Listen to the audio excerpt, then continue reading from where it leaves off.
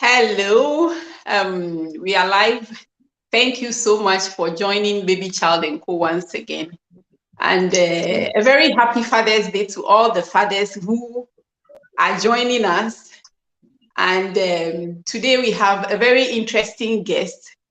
And if you've been following us so far, you know that this is not what we regularly do. We usually talk about the health of children, and sometimes we talk about the health of mothers and how they can take care of their children. But it being Father's Day, and that so many fathers have been patrons of the things we do. We have a parenting club, and there are lots of fathers in it. And actually, the technical power behind Babychildandco is two men. So we thought to do something interesting for the fathers this time. And so we have Augustin Dennis with us. Augustin is a father as well as a comedian. I'm going to give him the chance to talk about who he is and what he does and what fatherhood has done to him. But in the meantime, I just want to take the opportunity to share to my wall, so you can share to your walls as well if you have just joined us, and you can tag your friends to come on as well. Oh, I see quite a number of you joining already, and that is very impressive. Please stay, don't go away, because this is going to be a very, very, very interesting issue. So I'm just sharing to my wall, and then we will continue. Okay, I have done that. Joyce, hi, thank you for joining us once again. All right, so Augustin, tell us who you are. Well, that's loaded. So I'd say I wear several hats. So I'm a comedian. Until recently, I used to work at sea. And as you mentioned, I'm a father. So, those are the.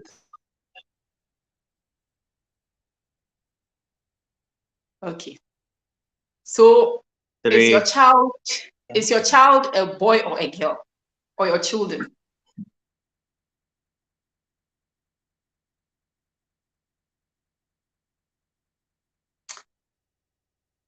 We are having some issues with internet right here. I hope we can get over them quickly so that we don't.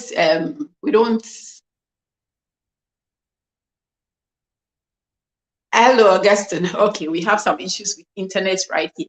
So I don't know if there are any fathers here. Augustine, are you back? Yes, I am. I don't know what happened, but Great. yes, I'm here. Yes, your internet isn't so good. So can you tell us about your children or your child?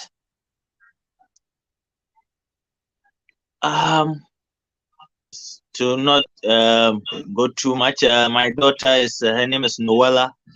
I think that if I always talk about my daughter, the thing which I find fascinating about it was when she was born. I was not in the country, so I was away at sea, right? So I met her, after that.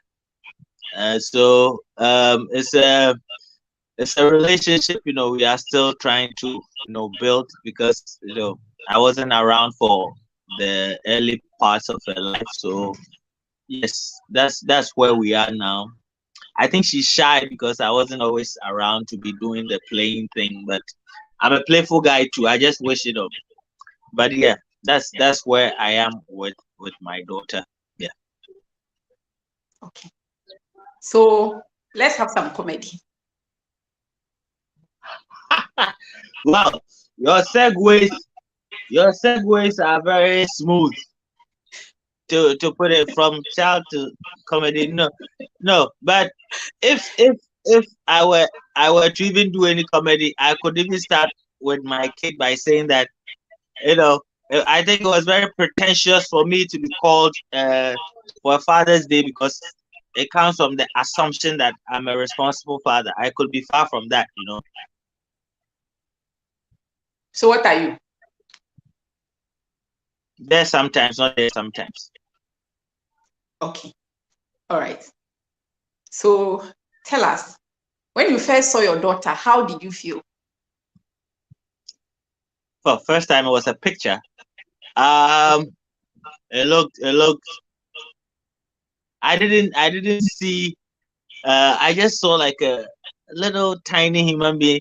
I selfishly, I was looking for myself in her features.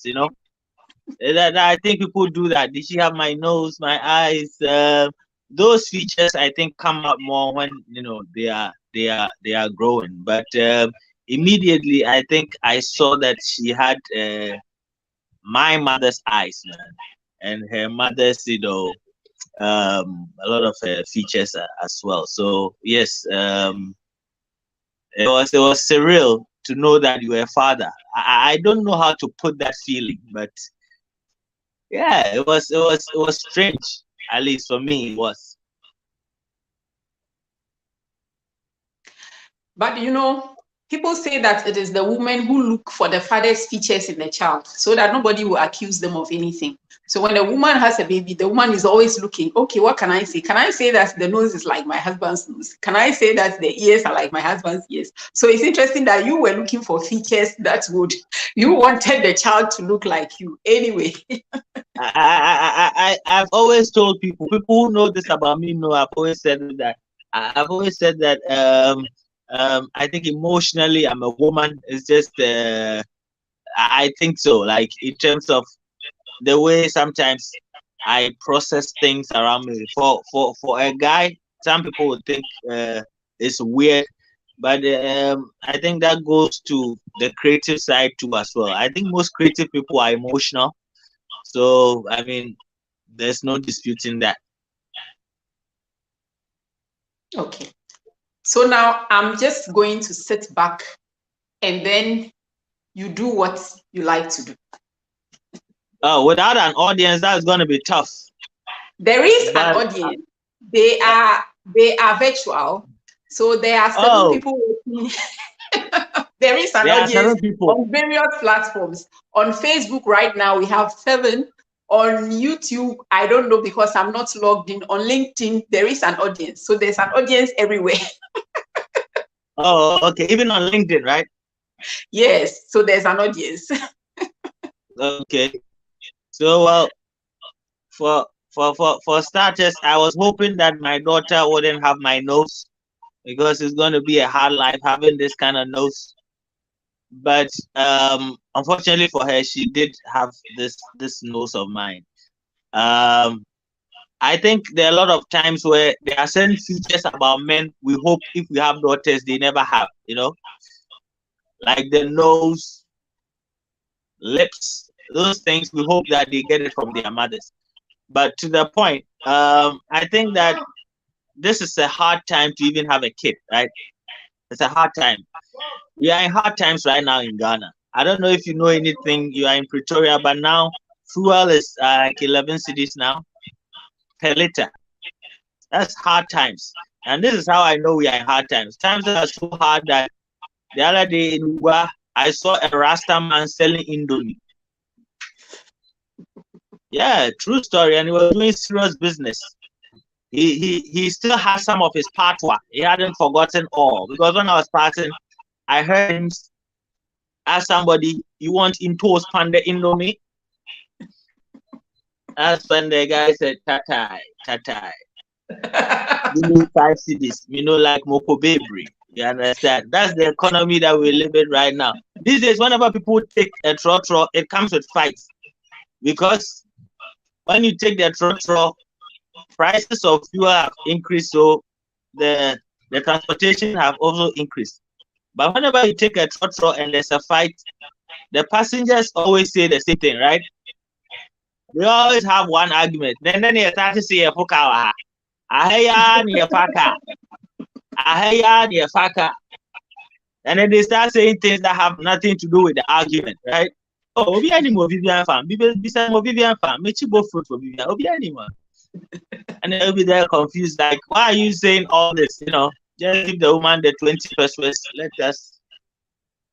But that's the argument passengers use. I just wish for once they will use a better argument, because that all the mate has to do to win the argument is to say, "Mr. That just kills the argument.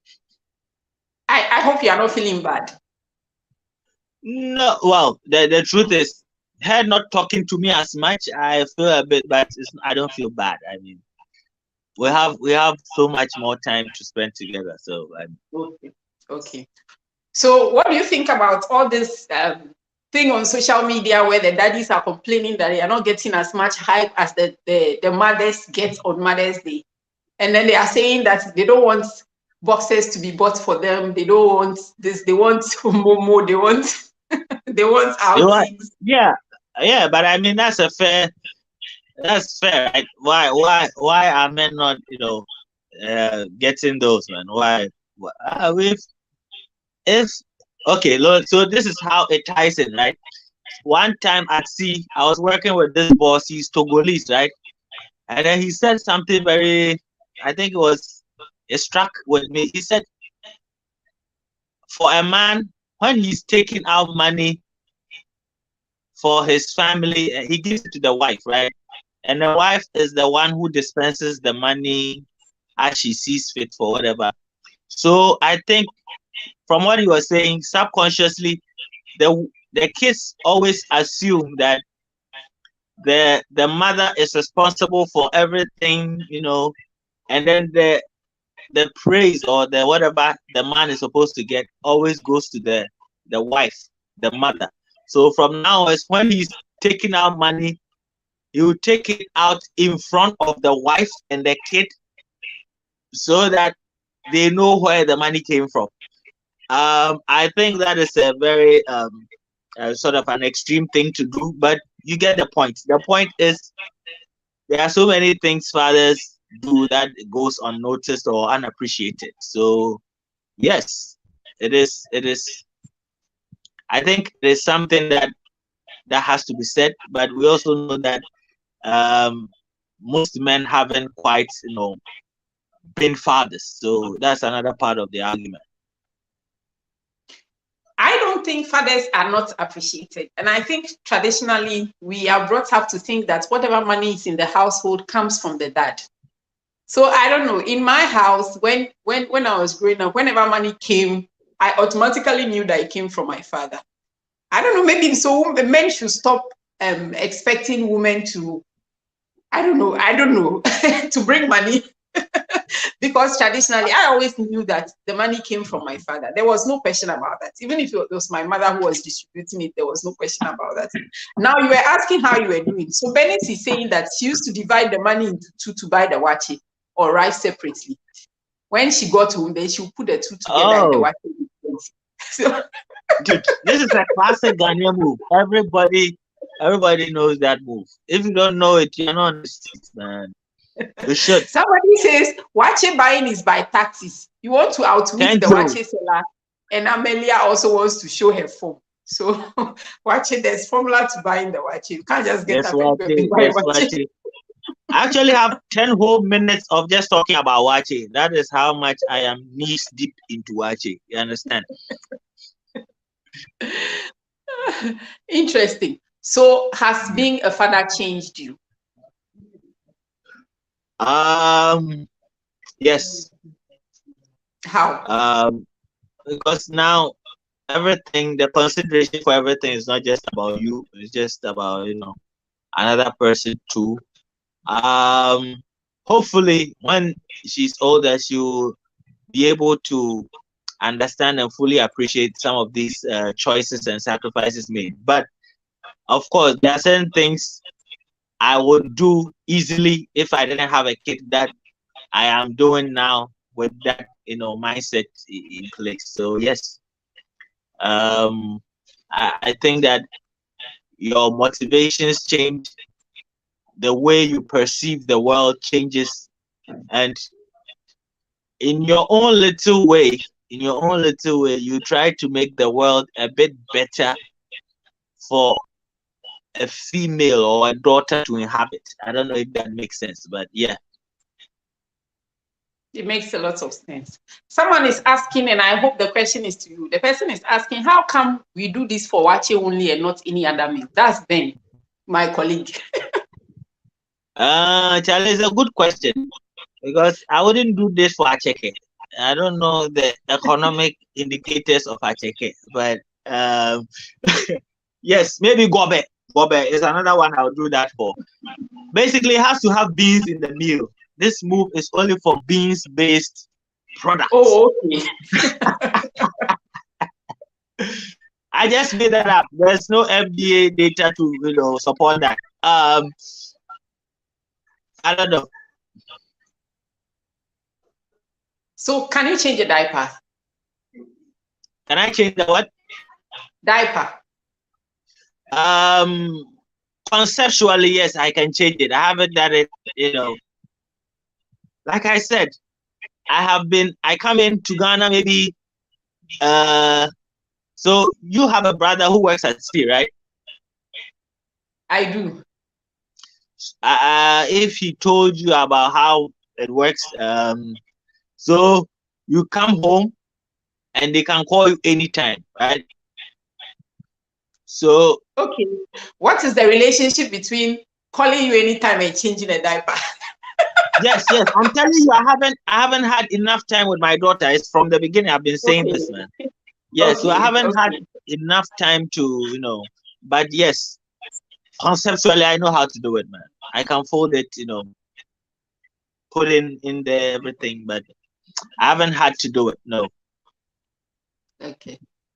So what kind of father do you think you are? Do you think you are a very permissive father, or you think you are a strict father? Okay. I think if the circumstances around when she was around was different, if I wasn't so distant, I think I would have been a different father. But I think I am a very permissive father because I think there's some guilt there, or I'm trying to compensate for something. So if I'm with her, anything she likes, I get it for her. But I don't think that's proper. You should be able to regulate that, right? Where she can have some things, she can't have some things. But if I'm with her, she wants anything, she gets it. She wants ice cream, she gets. She wants a toy, she gets it. She wants this, she'll get it. But I don't think that is good. But I'd say I'm a permissive father. Yes, hoping to change. Okay. So what are you waiting for to change?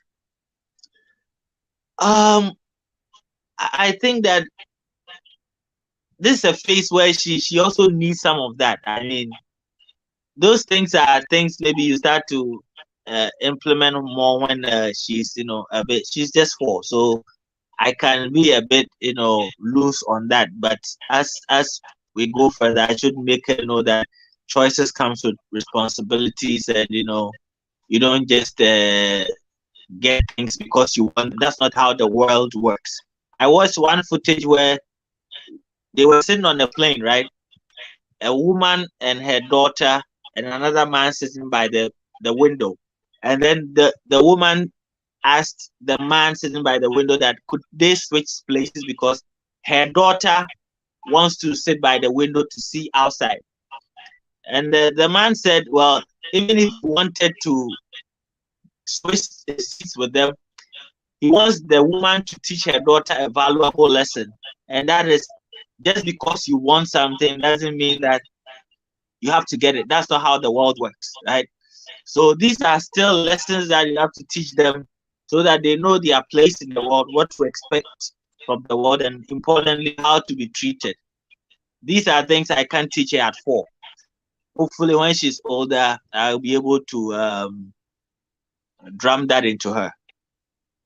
I see. Somebody has told me what he thinks you are suffering from. He thinks you are suffering from the syndrome that fathers of daughters always have. That daughters have their fathers wrapped around their pinky finger. So that is what is happening to you. Yeah, it makes sense. Yeah. I see. Will you ever beat her? Come again? Will you ever beat her? Beat? I've never even thought about it, man. I haven't even thought about it. I think I should be able to do it in a way where she understands that it is actually out of love and not, just beating her up. But I I wouldn't do that often, man. I wouldn't. I haven't thought about it. That's why I'm struggling to give you an answer. I haven't. I see. My father never beat me. My mom has, but my father never beat me. Do you think you turned out well because of that? I think so. Yeah, the studies are out on that one. I see. So someone says, tell them some jokes. Oh, so we are back to the jokes. Yes, okay. We are. Ordinarily, it's interview for a bit and then jokes. But this one, we go to interview a bit, jokes, come back to jokes. Okay, but it's good. This is a new territory. I'm down with it. Oh, jokes. Which other joke do I have? I have to. Just remember this thing. Ghanaians are very nosy people. I don't know if you noticed. Ghanaians are nosy, very intrusive people. It starts from greeting, right?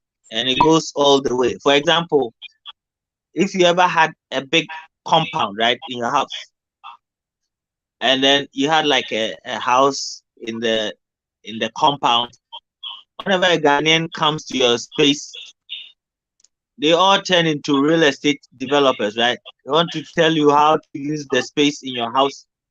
Because when a Ghanaian comes to your space, hi, Charlie, it's your space there. If you break this place, close this place small, you go figure 2-bedroom self-contained. So thank you, Cape May Properties, for that solid advice. My thing has okay. I'm back on. Yes, that joke works better in Accra. No. How are we doing so far? You are good. I'm not hearing anything back, so don't worry.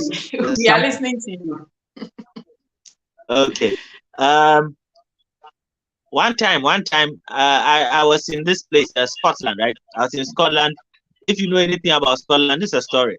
It gets very cold in Scotland, right? It gets very cold in Scotland. So I was going to change money and it was very cold. So I met this old white woman, right?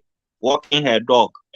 So we just started talking over there. Oh, how are you doing? And then I mentioned to her that I have a dog back in Ghana and that I love dogs. And she asked me a very strange question. She said, what is the personality of my dog? Nobody has ever asked me that question before. So as you can tell, I was very confused. I didn't know what answer to give, so I had to make something up. So I said, violent, that's my dog's personality. And she was like, oh, what's the name of your violent dog? And I said, it's called Peace. Because if you know anything about African and Ghanaian dogs, the standard dog name is either Peace or Bingo, right?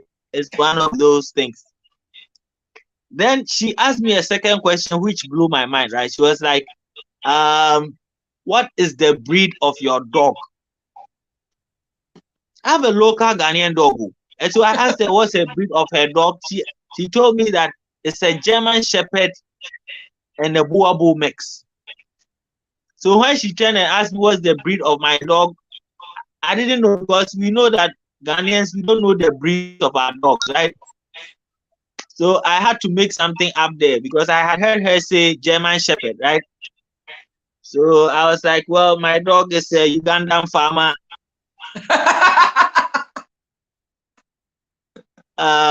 Mixed with Kwasa. I don't know. Just leave me alone, man. I don't know the breed of my dog because I asked Ghanaians what is the breed of their dog. That's what one guy told me. He said the breed of their dog is called area dog. How is there dog in the name of the breed of the dog? But yes, That's some of my experiences. And in Scotland, because it's cold, people always like dress their dogs. They put a hoodie on the dog. The dog has some nice cute shoes. I told them, I said, Madam, this is your dog. If you take the dog to Ghana, where I'm from, this dog will get robbed. You understand what I'm saying? They will rob the dog at gunpoint in Nema. Say, Duba, give me the jacket, man. So yes, that's as much for the jokes as Yeah. Hopefully they are enjoying it.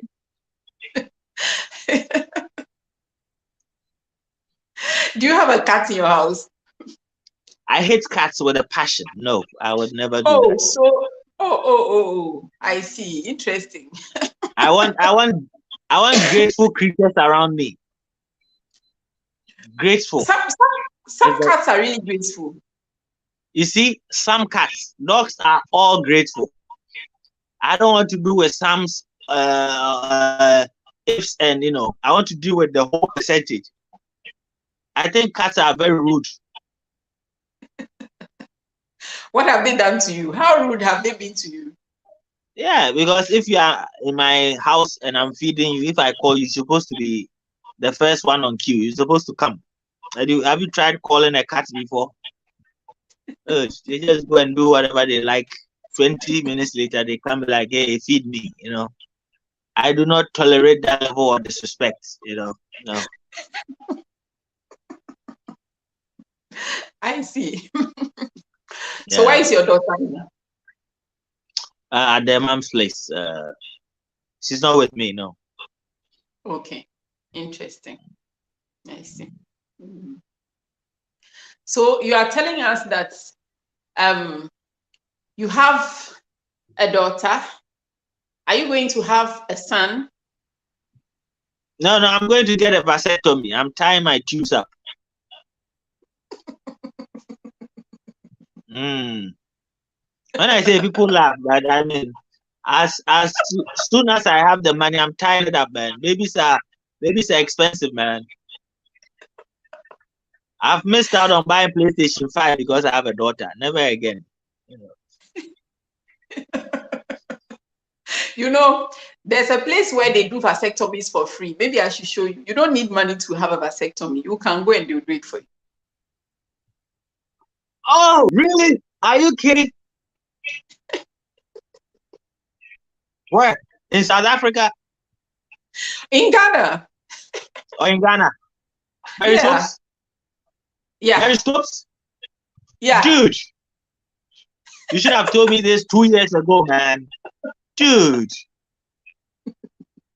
Man, Periscopes, yeah, dude. I know I will hit them up. Right after this, I'm hitting them up. Monday. Okay. Sign me up.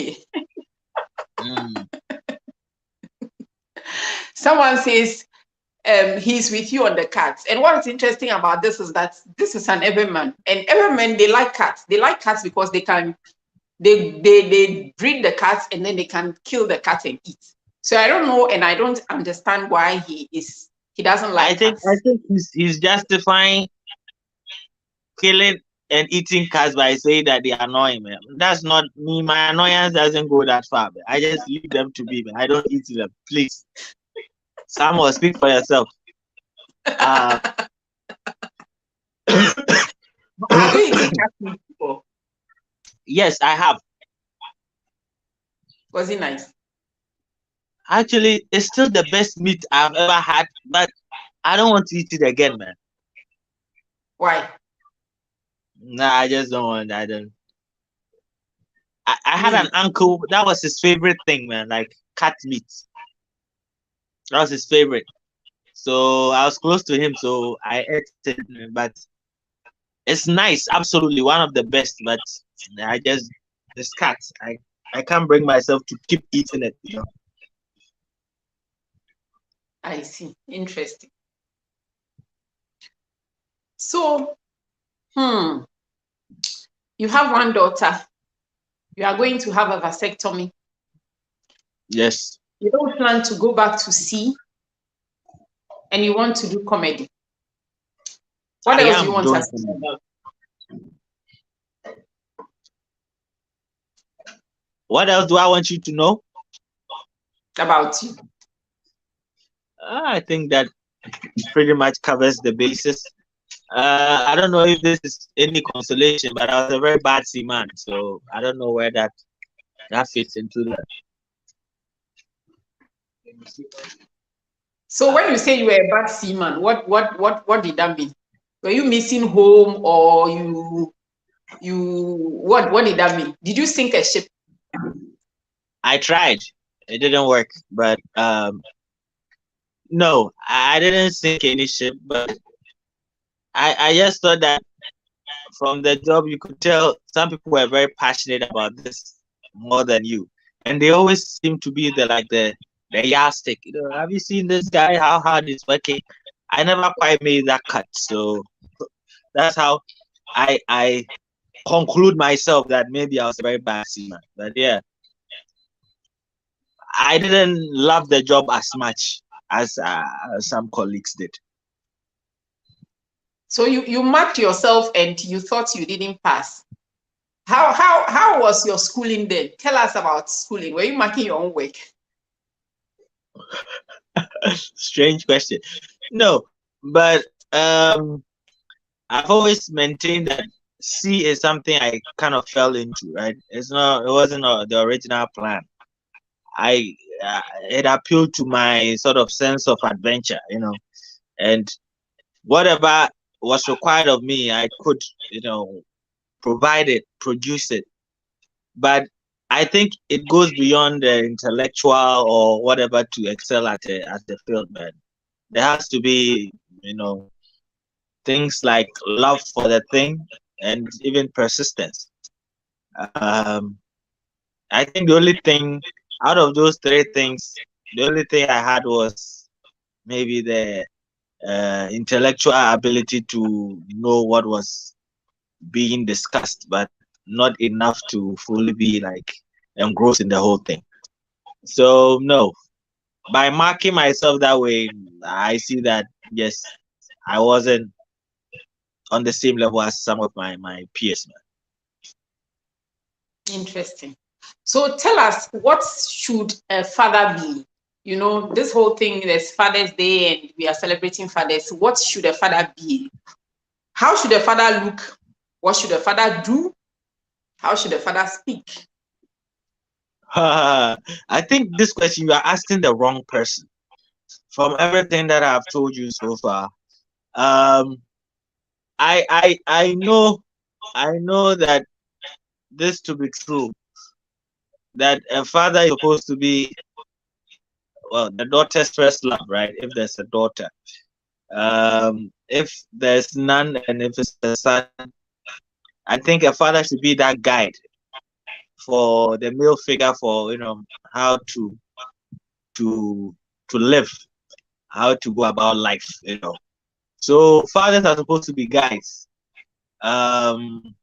Provision, yes, that goes without saying, but above all else, I think from the little that I know about people who've had distant fathers or absent fathers, presence matters more than even some of those I've mentioned. So I think a father has to be present. Yeah. What are you going to do when your daughter comes home with a boyfriend?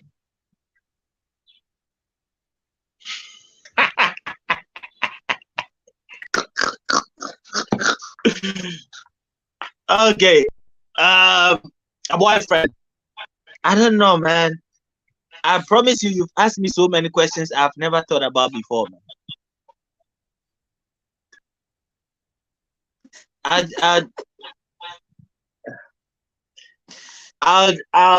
think the first day would be the day we have that conversation, man. But if she's going to bring somebody like that, then she'll know that it's okay too, right? Right? Definitely. But the Ghanaian set, it's never okay too. you're supposed to pretend you don't know about boyfriends until you are like 26. That's when I will start pressuring you that, hey, where is your boyfriend? Not the other way around, you know? It's a Ghanaian setting. I think Ghanaians will find it very hard to answer this question. Very hard. So all of a sudden, from when the person didn't know anything about boys, then all of a sudden at 27, 26, the person will just know something about boys. That's how our parents raise us to, like, willful ignorance. Pretend the thing is not there. I know And is we that say the we are right not way? going. It's not the right way. It's not the right way. I believe um a bit of backstory, right? So my daughter's mother is an American, right? So there are certain things I would want to instill in terms of what I think would be some cultural values, Ghanaian cultural values, which maybe the mom, by virtue of who she is, might allow. You understand what I'm saying? Her culture can allow those things where, you can bring a boyfriend at whatever, but mine, I will not pretend. It will not be something at the forefront of my mind that at 16 or 14 I'm expecting her to bring somebody. But those are sort of the balances you have to, put in place. What our parents did with us is pretend you don't know about men, you don't know about boyfriends, girlfriend. When there's a scene like that on television, just pick your book and pretend to be reading. But at 21, bring us a boyfriend. How am I supposed to get that boyfriend?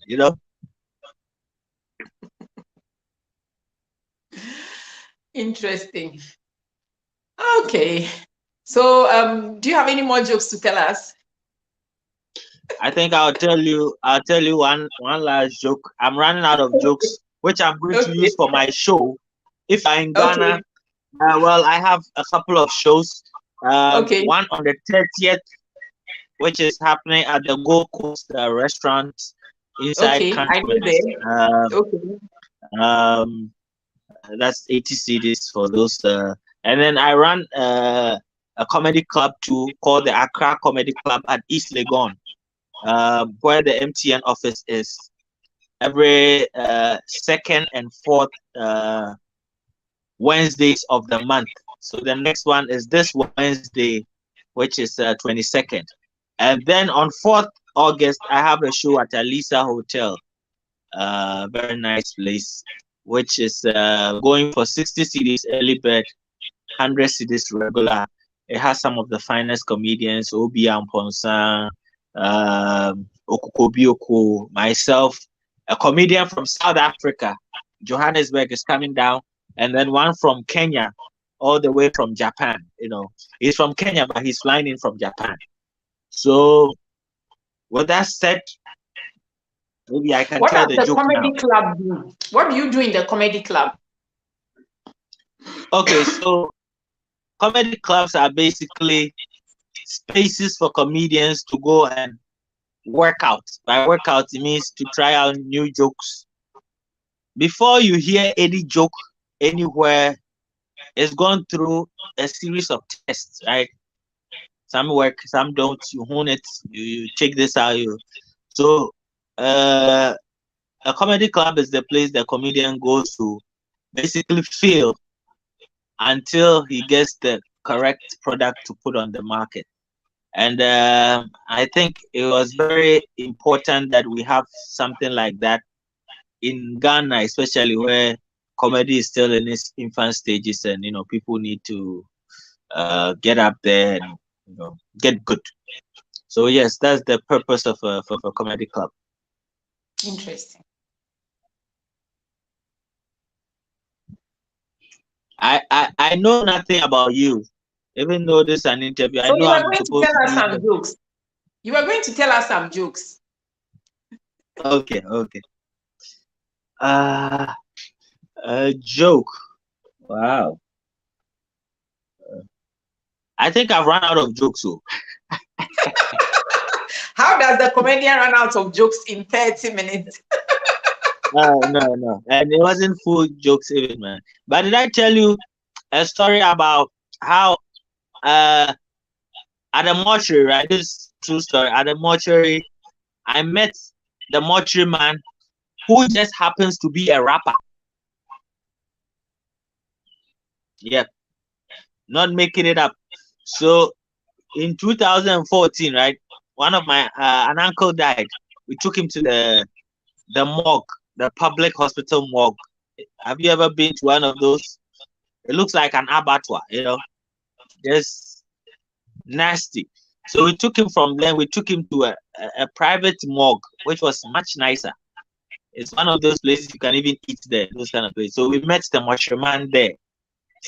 And immediately you see the mortuary man, you could tell that guy didn't even walk, right? The guy just floated in because he was high on everything, some weed, codeine, tramol, dude, you name it. And then he came, he took the body and everything inside, and then that dawn, he started washing my uncle's body. So it was me, my mom, and then some cousins around, right? So when he was washing the body, that's when one of my cousins mentions that, oh, this, my brother here does comedy and he's in Accra. That's when the eyes of the mortuary man lit up. And it was like, big man, me too, I'll be rapper. Oh.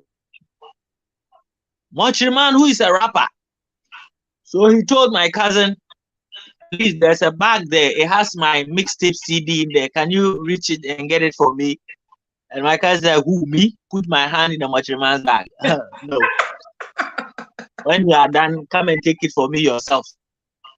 So mortuary man finishes washing, stops washing my uncle's body, goes to reach in his bag and brings out a CD. This guy is not joking. Mortuary man is truly, truly a rapper. And his stage name is called Ojantana. And he's a rapper with another person. So they are duo in a group. And the other guy is called Better One. Immediately I knew why the other guy was called Better One, you see. Because the mortuary man is quite ugly, Mortuary man so ugly, make Patapa look like Nadia Buhari, is what I'm saying.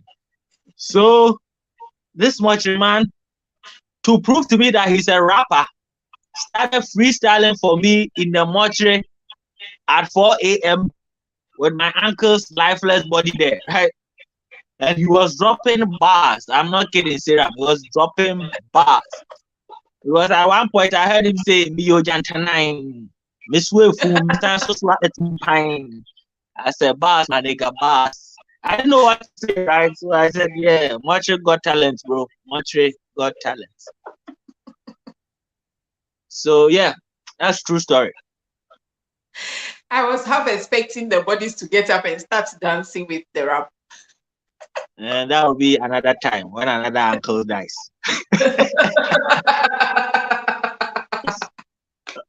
Another uncle will not die. Oh, all right. Thank you so trouble, much, Augustin. Thank you, and thank you so much to those who have joined us. If you are watching us on replay, we still welcome you. We thank you, and we hope that you enjoy the jokes that we have shared. It's Father's Day, and we just wanted to shine some light on the fathers because they have been, they say that they have been neglected. I haven't neglected my father. I have not neglected the father. I don't know because I haven't neglected the father figures in my life, but they say they have been neglected. So, and because Babychildandco is most of the work is done by men, we thought to just shine some light on the fathers and appreciate them for the things that they do for us. If you haven't met me before, my name is Dr. Sarah Modbi. I'm a pediatrician at regularly at Kolebu Teaching Hospital. Now I work at Red Cross War Memorial Children's Hospital in Cape Town. And so I'm sitting in my living room actually and doing this with Augustin, who is in Ghana. Yeah. Okay, so normally we talk about children's health. We talk about how to keep your children healthy right from the time you have a baby. breastfeeding, jaundice, all the newborn issues until they go to school. We do that on our blog called Babychildandco, on our YouTube again called Babychildandco. And so you can find those out. We talk about everything, all the questions that people pay money to ask in the consulting room. I talk about them for free. I'm interested in helping everybody, supporting the women especially, because they do more of the work. The men bring the money. Supporting the women to make sure that they make healthy choices for their children. So thank you so much for joining us once again. Like I've said, if you are even watching us on replay, please share. You can put your comments, you can like us, so that we feel that what we have done has lightened your mood a little bit, because I hear that now fuel is in the skies and a lot of you are working. I walk to work anyway, so you can also join me. We work. Working is healthy. Maybe the government wants everybody to become healthy. So thank you, everyone. And we will see you again on our next live. I don't know when that will be, sometime next month. Thank you. Bye. All right, thanks for having me.